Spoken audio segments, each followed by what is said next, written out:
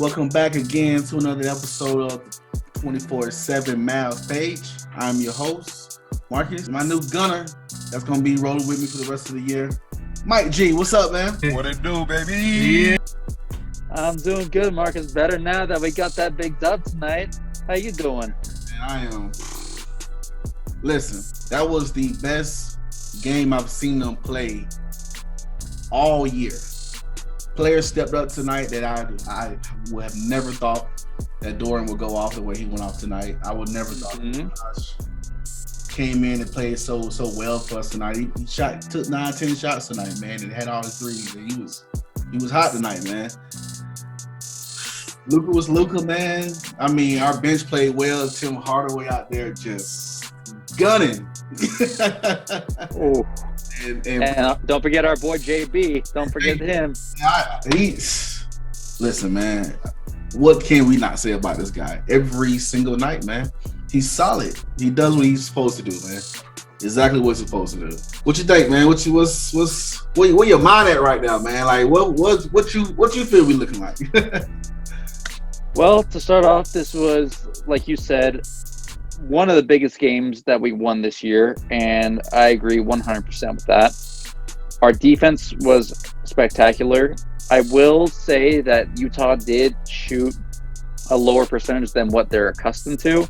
They did have a lot of open shots, as did we, so both teams missed a lot of great opportunities on the three-point line. Utah kind of caught up a little bit in the fourth quarter there with their three-point shot, but overall, I was really impressed tonight, not only by our shooting from the three-point line, but our defense, especially against Donovan Mitchell.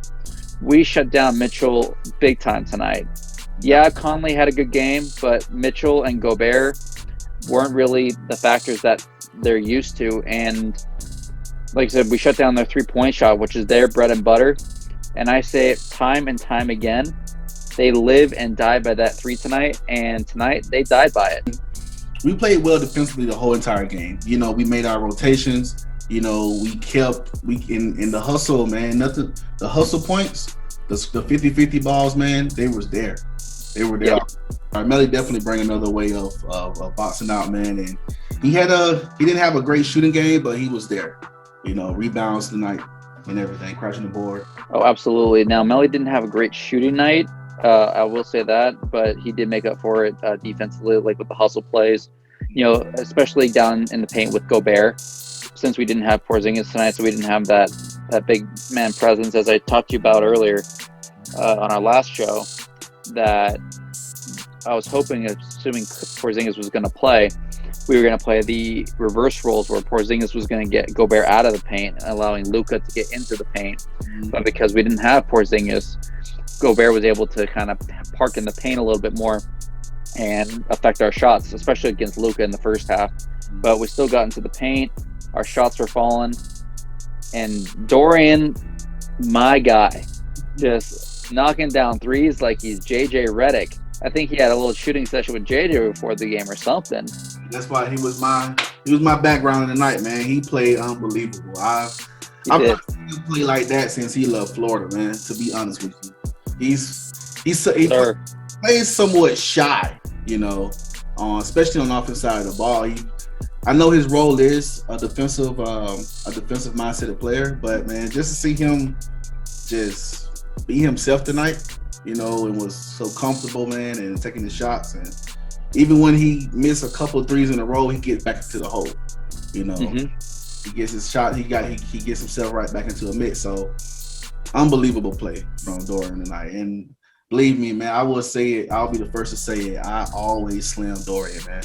I slam him just because of the minutes that he plays and him not producing where I feel like he should be producing for us, you know, on both sides of the ball. Definitely tonight's MVP. Definitely, for me. Oh, 100%. I agree. I think he is the player of the game. I mean, Luka gets his numbers, 31, 9, and 8 tonight, which is typical Luka numbers. He cooked Jordan Clarkson on that last step back three. I was like, ooh, boy, that's some Luka magic right there. But Dorian was really the X factor tonight. And only 6 players, I believe, scored for us the whole game.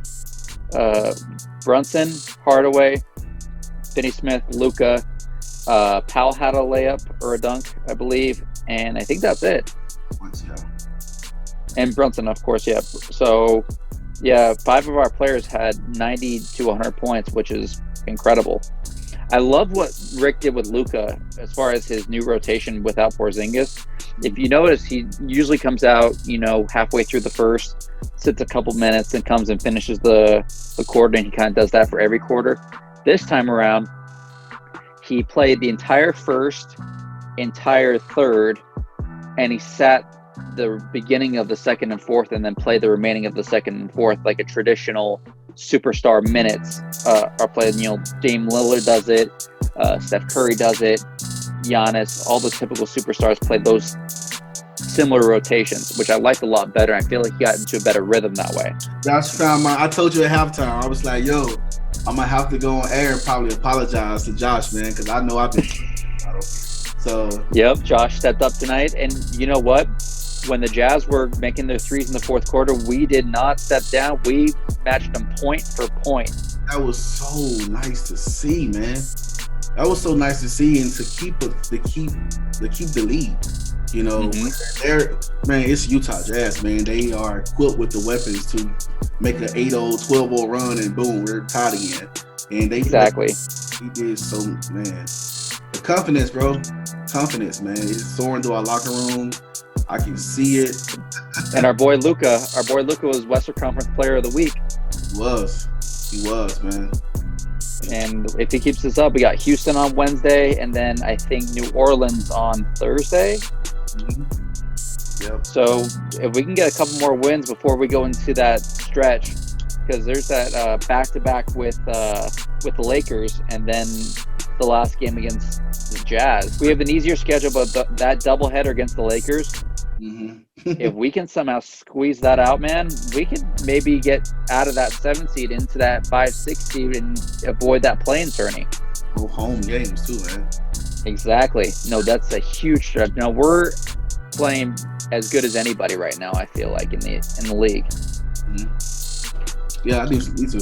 Definitely, man. I think we got a stretch of. This is our this is our 3rd time this year going on a 4 or 5 game winning streak.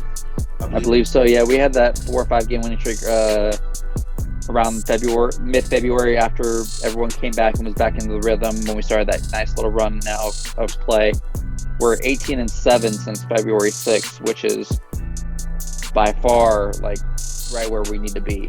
Of the next, I would say, let's look at the schedule here. I'm pulling it up right now for the Mavericks. Of the next, let's say, 5 games that the Mavericks got going on here, what do you think we're going to come out of, wins, losses? Because we have the Rockets, the Bucks, the Spurs, the Sixers, and Grizzlies. We can coming up. A potential sweep, but to me, a 4-1 record. To me, we should be 4-1 after this, because the way, and this is not just fighting out the emotions of the night, but seeing exactly how we can look when we play out our best. It makes me feel like we can definitely go 4-1. We definitely can be a Philly team. And of course the Spurs, I feel like we can get past Houston and Memphis. So that Bucks game is your wild card. The Bucks game is my wild card, just because, man, it's freaking freak, man. He gonna freak, man. now that one is at home. That's at home, yes. Well, I just still it's still always the Bucks, man. They've been, ever since Greek Freak has kind of emerged, man. That's been a not say scary team, but a team that you you're not gonna go in there and just smack them around. Because some guys play with really good pace, and they play very fundamental, especially Middleton. He's a very fundamental guy, man. He's one of them Kawhi, you're not going to hear too much about him because he plays a very boring style, like a Kawhi Leonard, Yep. Duncan. So you're not going to hear about Middleton, man, but he hoops, man. No, he absolutely killed us the last time we played in the regular season. Our first matchup in Milwaukee, he destroyed us. I think he had 29 points or something like that. A bunch of threes, and he killed us down the stretch. Yeah, so you're right. It's that fundamental, robotic type of play that Kawhi Leonard plays with, that it's too hard to stop. So that's definitely, I agree with you with the wild card game there. But the rest of the schedule, we don't really have any playoff teams that we play against except the Lakers in that back-to-back towards the end of this month. Yeah, that's light. So we have a lighter schedule after that. So we're looking good. Chill schedule. Yeah, I'm looking now and these are teams that's definitely not. I mean, we got a Brooklyn, we got a Miami. We have like I said, we got the back-to-back with the LA, and you can't never count Golden State out just because Curry is just who he is. So, but Cleveland, we should. I don't know how many games we got left total. About 20, I would say. Let's take a look. Let's see. 1, 2, 3, 4, 5, 6, 7, 8, 9, 10, 11, 12, 13, 14, 15, 25 actually. We have 25 games left. Games, man. If we can get, I don't know, man, 16, 17. That's what I was thinking exactly. 17-8, 16-9. The rest of the way, that'd be prime. We'll be sitting high, and I like our chances, man, down the stretch. I really do. I do too. It's not about the seeding now for me, and the whole worry thing about, if we in 7, then we got to play a dumbass game to qualify us to play I don't know. It's just I hate that style, man. But what can you do? Exactly. I mean, here's the thing too. We got to look at matchups because right now, San Antonio is falling down. They just lost again tonight, I think. So they're out of the 8th seed right now. So they would be in basically Memphis' spot. And Memphis took over the 8th seed from them by a half a game. So right now, as it stands, we would play Memphis in the 7-8 game, and San Antonio would have to play against Golden State, who's only got a half game lead on New Orleans for the 10th spot. So right now, Golden State's in some trouble right now, and they have to play the Bucks tomorrow night, and their schedule's not exactly the easiest. Tell me this: if we end up going, well, let me ask you this first: the trade deadline. Do you feel like we should have picked somebody up before the second half of the season, as far as a big man wise? Do you feel like we missed out on an opportunity? I say yes and no. Yes, because we could have easily picked someone up to maybe for the playoffs to make us more of a, in the eyes of ESPN, the NBA, and other teams, more of a threat. They would recognize us more of a threat. But I say no at the same time because we do have good team chemistry right now. And even with adding Nicola Melli and eventually JJ Redick's going to join the team, we have a really solid crew that works well together, and adding another piece might take some time to gel. So I didn't think it was the right time to do it because we're on this great run.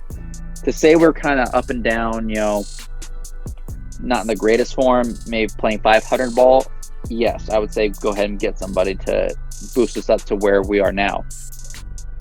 Let's say we don't get to the second round. Anytime do you feel like Rick Carlisle is in the hot seat as far as his future? Ooh. Do you see a future with Luka and Carlisle together?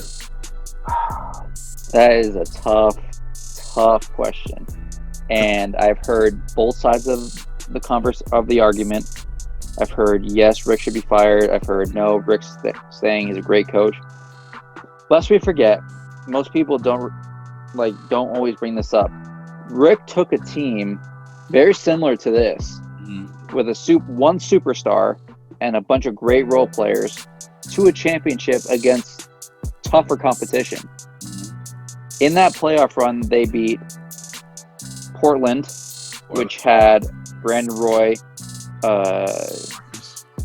LaMarcus Aldridge, and a great team that's potentially we were underdogs in all 4 series that year. After we got past Portland, we swept the Lakers, the 2-time defending champion Lakers, in Kobe, Gasol, Artest, Odom. Then we beat a young on-the-rise Thunder team with the young Durant, Harden, Westbrook. And then we beat the Heatles, LeBron, Bosh, and D-Wade. in their primes. Yep. So we beat 1, 2, 3, 4 MVPs that playoff run with one aging superstar in Dirk Nowitzki and Jason Kidd, who was quote unquote too old. Mm-hmm. Jason Terry was the replacement Steve Nash. And Carlisle took this team to the promised land, to the championship. So he's a good coach. He's a offensive-minded coach, with some great defensive strategies. And people may not know this. He was on the famous '86 Celtics team with Larry Bird. Mm-hmm. He played on that team, so he knows how to win. And our assistant coaches are great defensive-minded coaches. So we're still a young team. Our oldest player, I believe, is probably at this time Nicola Melli at 30. Yeah. So we're a very young team. So we just need some time to gel. Luka's only in his third year. We're trying to figure out what works and what doesn't. Mm-hmm. So I don't think that Rick's on the hot seat, and if we don't make it out of the first round, I think that there'll be some conversations saying, hey, we need to figure some stuff out. Yeah, I've heard both sides, man. I love Rick Carlisle, man. He's the first guy who brought us our championship. So I'm always have just that genuine love for him and respect level.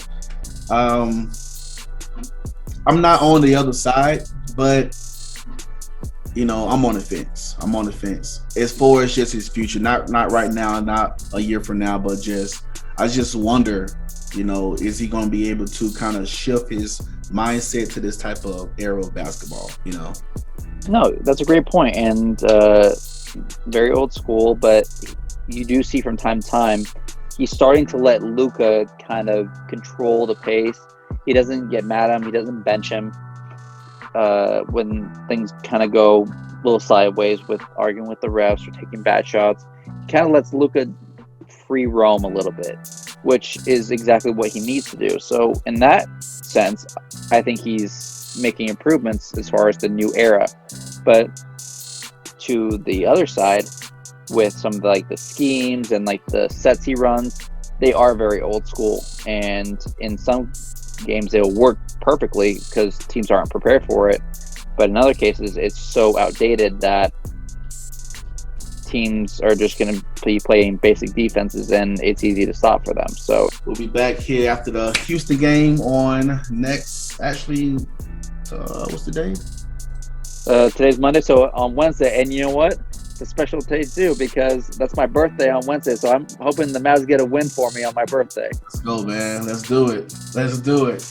All right, man. You guys, appreciate you guys for watching. Again, 24/7 Mav page. We out. Peace.